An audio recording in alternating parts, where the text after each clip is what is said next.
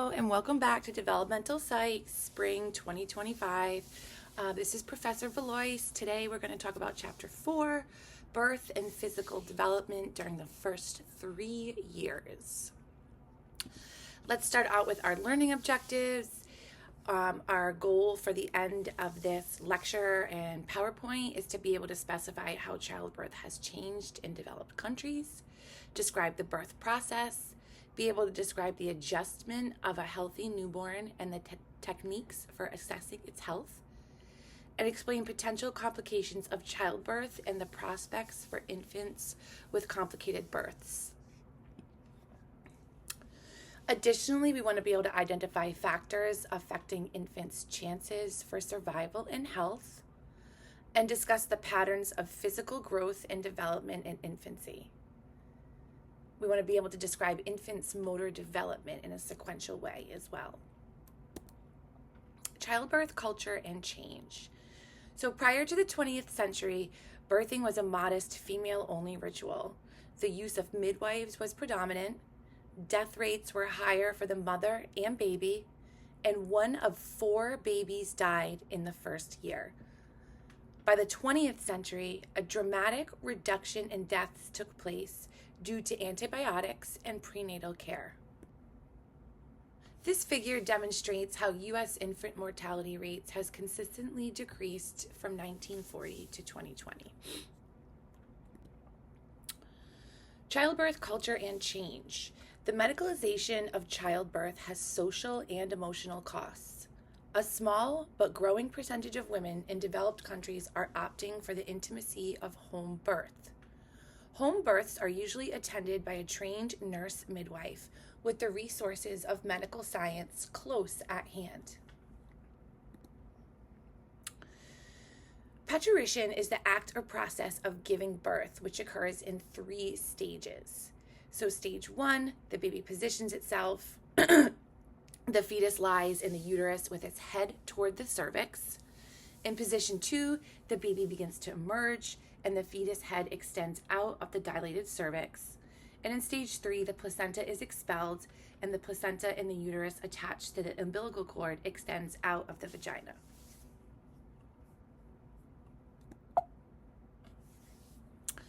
Electronic fetal monitoring can track the fetus's heart during delivery, providing valuable information in high-risk pregnancies. In 2004, fetal monitoring was used in 89% of live births in the United States. One disadvantage is an extremely high false positive rate. The other type of delivery besides vaginal is a cesarean delivery.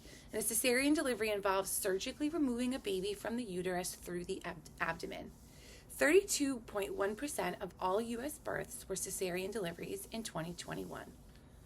Cesareans are common when labor progresses too slowly and the mother is older or had a previous cesarean birth.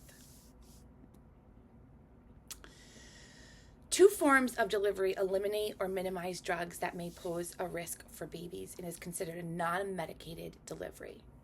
Natural childbirth seeks to prevent pain through education as well as breathing and relaxation techniques. Prepared childbirth, such as the Lamaze method, uses instruction, breathing exercises, and social support to induce controlled physical responses to uterine contractions and reduce fear and pain. Improvements in medical delivery have led many mothers to choose pain relief through a medicated delivery. An epidural is a regional anesthesia in which is injected into a space in the spinal cord between the vertebrae and the lumbar region. In traditional cultures, childbearing women are attended by a doula, who is an experienced mentor furnishing emotional support and information. COVID-19 changed the way in which pregnant women are cared for within medical settings. Some changed policies include moving preliminary health checks and prenatal visits online and limiting the number of people present during labor. The newborn baby size and appearance. The neonatal period is the first 4 weeks of life, transitioning from intrauterine dependency to independent existence. In the United States, a neonate is a newborn about 20 inches long and 7.5 pounds. Fontanelles are the soft spots between skull bones, considered the soft spots of the head. Lanugo is the fuzzy prenatal hair around a baby's body. And vernix caseosa is the oily protection against infection that you'll see on the baby's skin. Most babies start to breathe on their own as soon as they are exposed to air. If a newborn does not begin breathing within about 5 minutes, the baby may suffer from anoxia, lack of oxygen causing brain damage. 3 or 4 days after birth, about half of babies develop neonatal jaundice, a condition in which the skin and eyeballs look yellow due to immaturity of the liver. This figure gives us information about the APGAR scale, which is a way that medical professionals assess babies at birth to give information about how well they're doing. There's different areas that they look at: appearance, pulse, grimace, activity, and respiration, and each area can get a score from 0 to 2. An infant's state of arousal is measured in terms of eyes, breathing, movement, and responsiveness. Newborn sleep alternates between quiet, regular, and active, irregular sleep. Complications of childbirth. Low birth weight babies weigh less than 5.5 pounds. Worldwide, 14.6% of infants are low birth weight. Preterm infants are born before completing the 37th week of gestation. The true extent of low birth weight may be much higher because nearly half of the newborns in the developing world are not weighed at birth. Factors that increase the likelihood that a woman will have an underweight baby include poor health and nutrition of the mother, trouble securing prenatal care, delayed childbearing, multiple births, and use of fertility drugs and induced and cesarean deliveries. Immediate treatment for low birth weight includes kangaroo care, skin-to-skin contact between mother and infant to reduce stress on the central nervous system, an isolate and antiseptic temperature-controlled crib with intravenous feeding, or administering surfactant, a lung-coating substance that keeps air sacs from collapsing. Later in life, low birth weight babies are at greater risk for adult-onset diabetes and cardiovascular disease, neurological and cognitive impairment, lower academic achievement, and social, behavioral, and attentional problems. Among U.S. pregnancies, 5.9% of women have not gone into labor after 41 or more weeks, leading to a post-mature baby at risk for brain damage and death. A stillbirth is the sudden death of a fetus at or after the 20th week of gestation. During COVID-19, stillbirth was higher in low and middle income countries. In 2020, there were 5 million worldwide deaths of children of 5 years of age and younger. The vast majority of early deaths are in developing countries, especially in sub-Saharan Africa.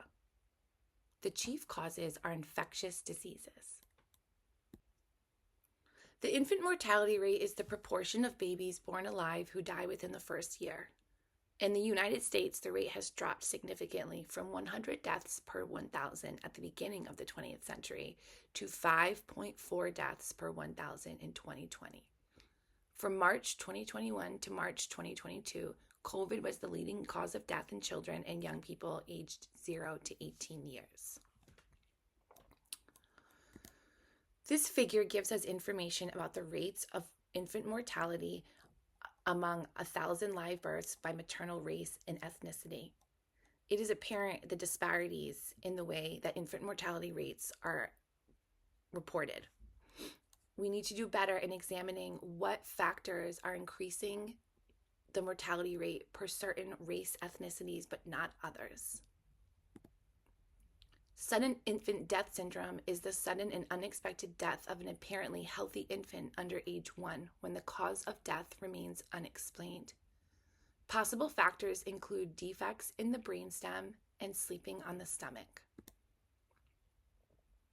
In the United States, unintentional injuries are the 5th leading cause of death in infancy, and these include suffocation, motor vehicle traffic accidents, drowning, residential burns, or fires. Worldwide, 81% of children in their first year received routine vaccinations in 2021.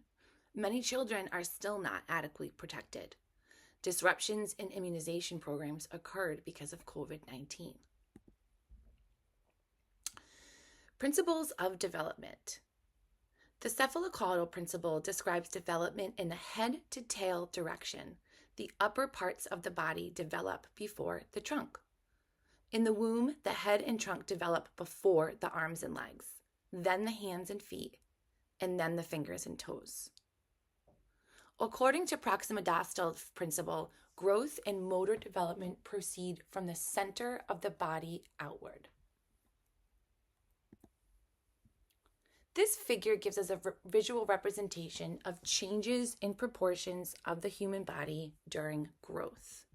It shows us the span of from 2 months of fetal age to birth, and then all the way to age 25. Children grow faster during the first 3 years, especially during the first few months, than they ever will again. Children in developed countries are growing taller and maturing at an earlier age than children did a century ago, probably due to better nutrition, improved sanitation and medical care, and a decrease in child labor. Breast milk is almost always best for infants when possible up until 1 year of age. Breastfeeding is inadvisable if a baby has been diagnosed with galacemia, if the mother is infected with AIDS virus, is exposed to radiation, or is taking any drug that's unsafe for the baby. Research indicates that COVID-19 is not found in breast milk, so new mothers are advised to breastfeed when possible. Babies who are fed breast milk are at a lower risk for sudden infant death syndrome compared with babies who are never breastfed. Breastfeeding varies by racial and ethnic groups. In Black families, only 44.7% of infants are being breastfed at 6 months, compared to 62% of white infants. Let's transition to talking about the brain. The brain and spinal cord make up the central nervous system. The brain's growth occurs in fits and starts called brain growth spurts. Different parts of the brain grow more rapidly at different times, including the brainstem, which controls regulation, the cerebellum, which controls muscle coordination, and the corpus callosum, which allows the left hemisphere and right hemisphere of the brains to communicate. The cerebral hemisphere has 4 lobes. The occipital lobe is concerned with visual processing. The parietal lobe controls sensory integration. The temporal lobe interprets smells and sound and is involved in memory.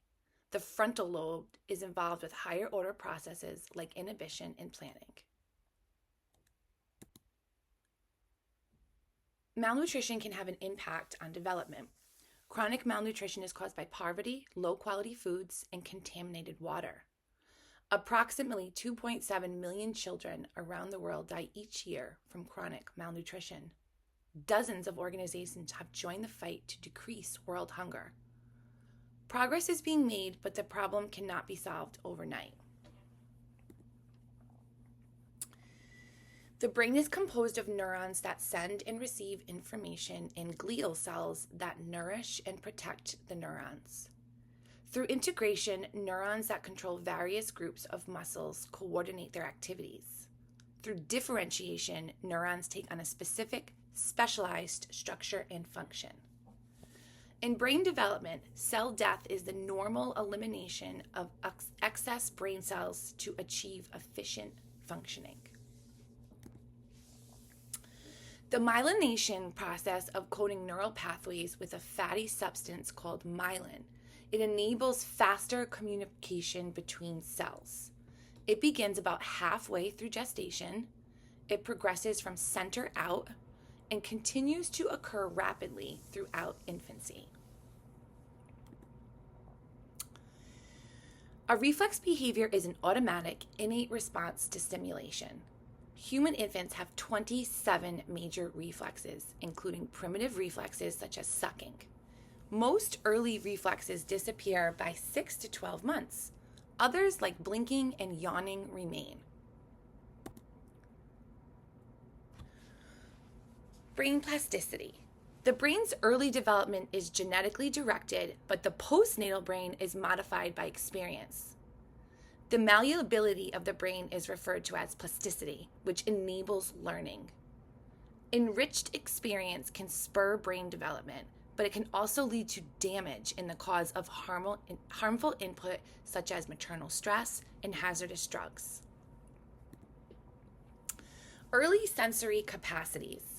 Touch is the first sense to develop in the womb. Newborns can and do feel pain. Smell and taste also begin to develop in the womb. A preference for tastes and smells can be learned in utero. Hearing is also functional before birth. Fetuses can tell new speech patterns from those that they have heard before. Sight is the least developed sense at birth. Visual acuity is about 20 to 400, but improves rapidly. This table highlights the average development of motor skill development over the course of time. On one side, you will see an average age, and then the skill on the other hand. So I'll just say a couple. For example, at 2 months, expected for the child to hold their head up when on their tummy, move both arms and legs, and open hands briefly. We look down to 6 months, the expectations for motor development are rolling from front to back, pushing up with straight arms while on tummy, leaning on hands to support when sitting. At 12 months, we're looking for being able to pull up to stand, cruising while holding onto furniture, drinking from a cup without a lid, and using a pincer grasp. And at 18 months, the expectation would be walking independently, the ability to scribble, trying to use a spoon, climbing on and off furniture. The Denver Developmental Screening Test charts motor skill progress between ages 1 month and 6 years to identify children who are not developing normally. The test measures gross motor skills involving large muscle groups such as rolling over, and fine motor skills that use smaller muscles like grasping a rattle. Motor development is universal, but its pace responds to culture. Some African and West Indian cultures actively encourage early development in motor skills through bouncing and stepping exercises. Other cultures, discourage early motor development, such as ape mothers of Paraguay who pull their babies back in their laps when their infants begin to crawl away. Later in life, all of these children arrive at the same destination. Sensory perception enables infants to learn about the environment so they can navigate it. Visual guidance is the use of the eyes to guide movements of the hands and other parts of the body. The ability to perceive objects and surfaces three-dimensionally is depth perception. Sometime around 6 months, babies develop haptic perception, which is the ability to acquire information about objects from touch.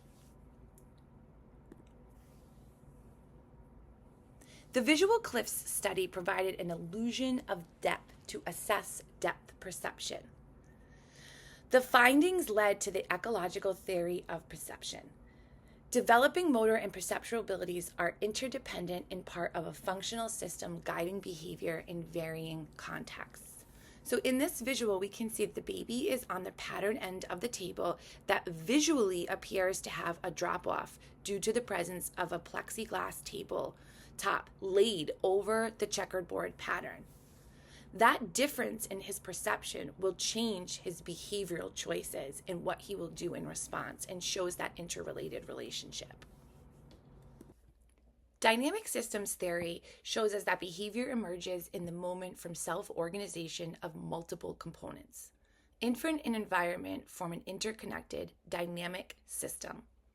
Opportunities and constraints presented by the infant's physical characteristics, motivation, energy level, mother's strength, and position in the environment at a particular moment in time affect whether in how an infant achieves a goal.